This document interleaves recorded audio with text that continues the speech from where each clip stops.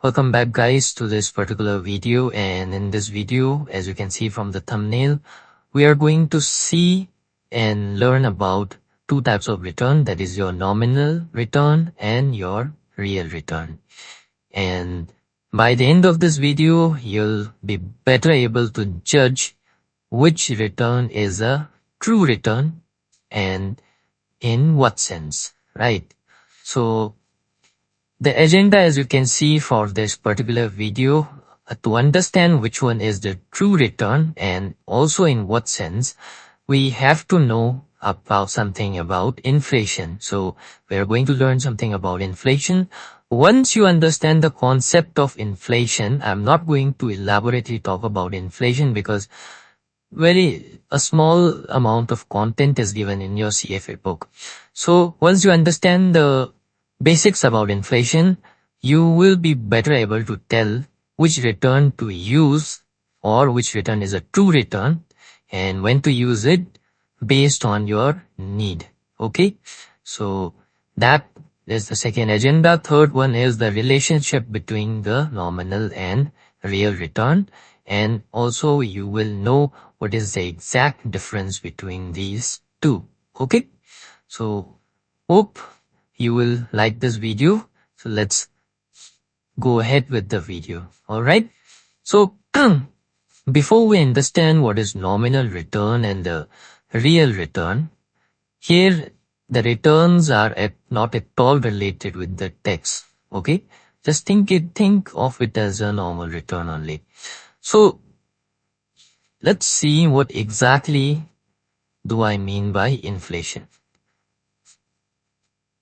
So inflation is basically general rise in the price. Okay, it is the general rise. This term inflation, it basically means that it is general rise in the price of goods and services in an economy over a period of time. Usually say 1 year. So the key word here is inflation, and what it means is it basically means, or it shows, general rise in the price of goods or services in an economy over a period of time. So for example, if I say that if a particular goods could be anything, could be any household goods or anything, vegetables, or could be anything. If this particular item, it was costing you, say, $100 last year, and you saw that the inflation is 6%. So what do I mean by inflation is 6%? This is the inflation rate. Inflation rate per year in a year. Okay, so if I say that inflation rate is 6% in a year, what do I mean by that? It means that this particular goods, which was costing you $100, because of inflation of 6%, which is rise in the price, so it rose by 6%, this same item after a year, because of inflation, is going to cost you 106. So you see that there is a rise in price of that particular item by 6%, and that rise in the price is all because of inflation. Okay, so this very concept is called inflation. So hope you have understood the very basic thing about inflation. Now let's talk about the main topic of this video, that is what exactly is nominal return, what exactly is your real return. So let me write it down here. Nominal return. So whenever you hear this word nominal return, I would want you to think of it in this way. So this nominal return, it includes inflation effect. Okay, it includes the effect of inflation. That is, in other words, I can say that inflation has not been removed. It has not been removed. What about real return? Real return is basically inflation. In short, if I want to say, inflation effect has been removed. So basically in nominal return, just try to understand, it's very simple. Nominal return basically means the effect of the inflation, or inflation is included. It is included. So, or you can say that the effect of the inflation has not been removed. So this nominal return, in this particular return, you can say that inflation is included, or it is inflation has been accounted for. You can say it like that. Real return, in simple term, if I tell you, is that return from which the inflation has been removed. Hope till this point everything is clear. So if I draw a picture, it would look something like this. So basically this is your real return. Okay? And real return, and you add inflation to it. This area which I'm shading is like your inflation area. So this particular entire thing in the black, inflation is which one? This area only, the red one. But the entire black, this entire area is your, this big thing is your nominal return. Okay, I tried to explain you in a pictorial way. My drawing is not that good, but hope you understand. So basically, in the crux, what I want to say is that nominal return includes inflation. Just keep that in mind. So coming back to our main agenda or the topic.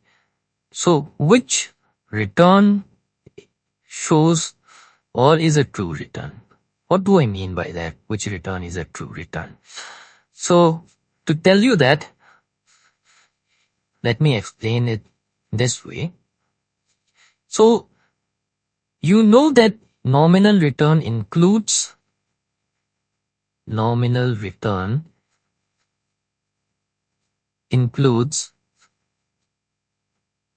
inflation, right? It includes inflation. So what happens is, imagine that in scenario A, inflation is high. And since inflation is high, and since this inflation is included in nominal return, your return, which is nominal in this case, your return will also look high. Okay? Scenario B is very low. Or if you are saying, say, it's deflated, then your nominal return will also look very low. So if I ask you, a company has got a very high return of, a firm has got a very high return, firm A has got a very high return of 30%. So you might quickly judge and say that this firm E is doing very well, right? What if I tell you that this 30% which the firm A is stating, this return, when you ask them, it's a nominal return. It's a nominal return, okay? And during that year in which this 30% nominal return was generated, the inflation in that particular year was, say, 20%, which is a very high inflation rate. So, do you think this particular nominal return, which includes the inflation of 20%, does it show the true picture or true return for this firm A? Does it? It doesn't, right? Because this inflated return, which is the nominal return for the firm A here, is inflated just because the inflation was high. So which one is the true return? If I ask you, I think you should be able to answer it.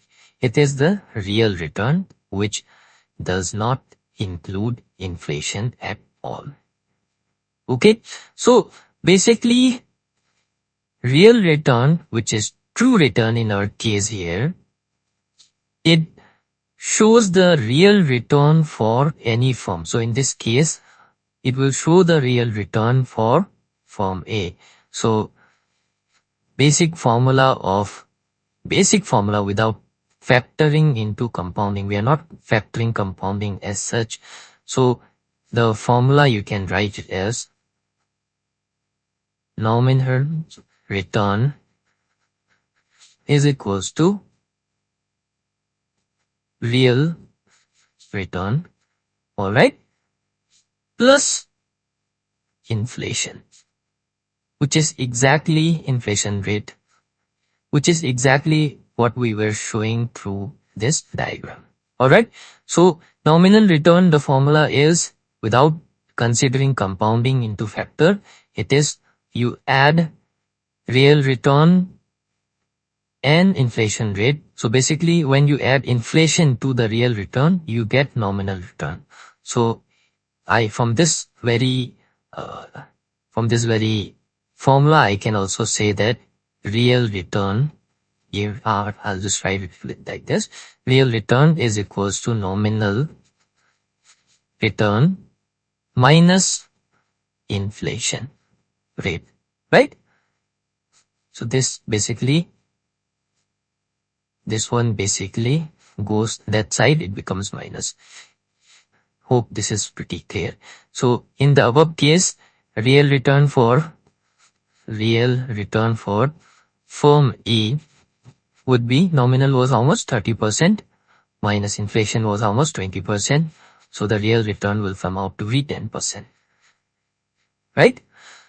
So real return shows the true picture of the return which the firm has actually generated. Right, and real return can be used to compare one firm from another firm which are lying in or which are set up or established in different countries, because different countries might be having different inflation rate or different areas might be having different inflation rate. So also different sectors will have different inflation rate. So if we remove the inflation, then you can easily compare firm A with firm B, right? So hope it makes sense. Also, you can compare the same firm, that is firm A, because every year the inflation rate will be different, right?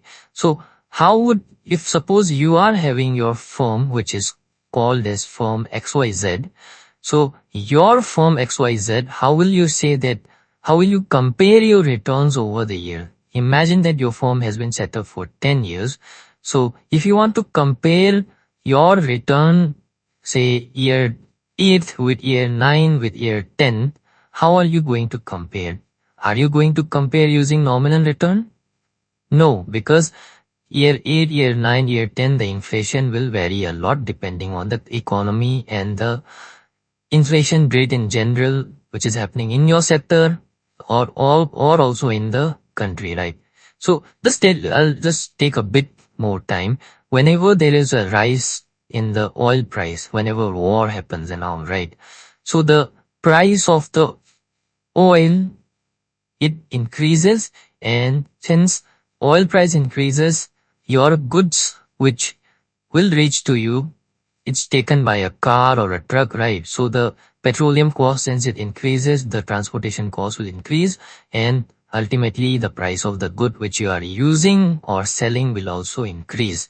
So since that will increase, your nominal rate will also increase. So what I want to tell you is that when you want to compare the returns, real returns, how your company is performing in real sense, and when you want to compare with with multiple years for your same company, year 8, year 9, year 10, then in that case you want to use which one? Real return. Hope it makes sense. So let me go back to the last topic, that is the relation between both. I have told you the relation, but what if we take into account compounding, right? Then what? So basically, in the first video of this particular chapter, I have talked a bit about nominal and then real return. So there, if you remember, it was written something like this. So this is taking into consideration compounding. 1 plus nominal risk free with free rate or return, you can say, is equals to 1 plus real risk free rate multiplied by 1 plus inflation rate or inflation premium, you can write. I have written premium in the first video, which is there in your CFA book. So basically this risk-free rate is, or risk-free return is nothing but when the return is not adjusted for any risk. So you are imagining that there is no risk, default risk is not there, your time risk is not there. When no risk is there, you just mention the word risk-free rate. Okay, so just a terminology. So basically this thing you can also write it as 1 plus nominal return. You can write it like this as well, is equals to 1 plus real return. You can write it like this, into 1 plus inflation rate, right? So this is the exact formula for the relation between your nominal return and real return. Okay, and if you just need to remember this formula, and then you can easily calculate your real return if your nominal return and inflation is given, or vis-a-vis you can calculate the nominal return if these two rates are given to you. Or sometimes if you want to say, in books you'll be given the real return formula written something like this, which is a derivation from these formula basically. How? So if I take this real return, so it will be looking something like, I'll just write RR, okay, real return, into inflation, I'll write IR, I hope, and this, I'm just changing the left hand side to the right hand side and right hand side to the left hand side, right? 1 plus nominal return. I can write it like this, and 1 plus real return, I can write it like this, 1 plus nominal, and this particular goes to this side in denominator, so it will look something like 1 plus inflation rate, right? Real, or get it as 1 plus nominal return by 1 plus inflation rate. This 1 goes that side, it becomes minus, so minus 1. So sometimes in certain books, this formula is also given, which you don't need to remember at all, because if you remember this particular formula, then you'll be pretty easily able to calculate. So this is the end of the video. There's nothing much to explain in this. In the next video, we are going to talk something about leverage return, and that is the last video for this particular chapter. And I'm going to create another playlist wherein if you are a person who is looking for a quick video on the entire topic without much of a detailed explanation like I'm doing in this particular playlist. And if you want to save your time, or if it is for a revision purpose, then, or if not a revision purpose, but you want the most important and a quick glance of the chapter in a single video, one chapter per one video, that video could be 2 to 2.5 hours long or so.